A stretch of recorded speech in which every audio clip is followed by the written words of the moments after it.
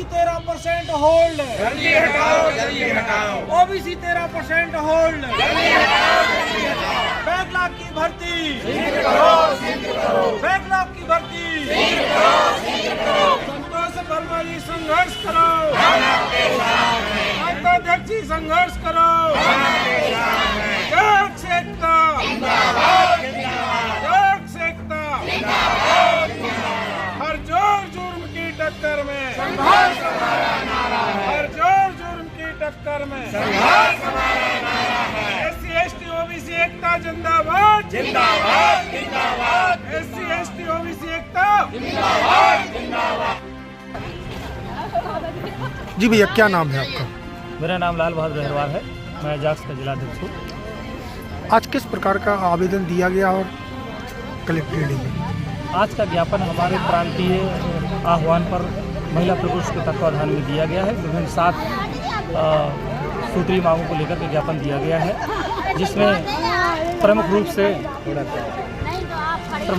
रूप से माननीय प्रांताध्यक्ष जाक्स के माननीय संतोष वर्मा जी के समर्थन में हमारा ये ज्ञापन संपादित हुआ है। दूसरे नंबर पे हमारे जो SC ST OBC की 1.5 लाख की तकरीबन भर्तियां हैं, उनको शीघ्र पूर्ण किया जाए। और हमारे जो छात्र छात्राओं की समस्याएं हैं फीस की, उसके संदर्भ में भी है।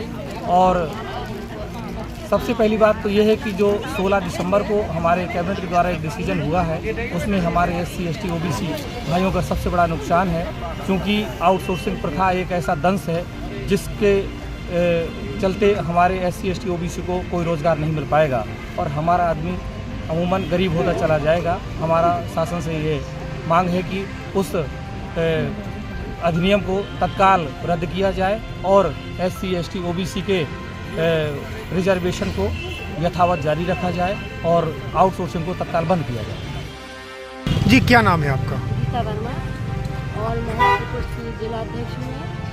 और यहाँ पे जो आज ज्ञापन दिया गया है OBC SC ST के इसमें दिया गया समर्थन में संतोष वर्मा जी के साथ जो गलत किया गया, उन्हें ऐसा कुछ नहीं कहा था।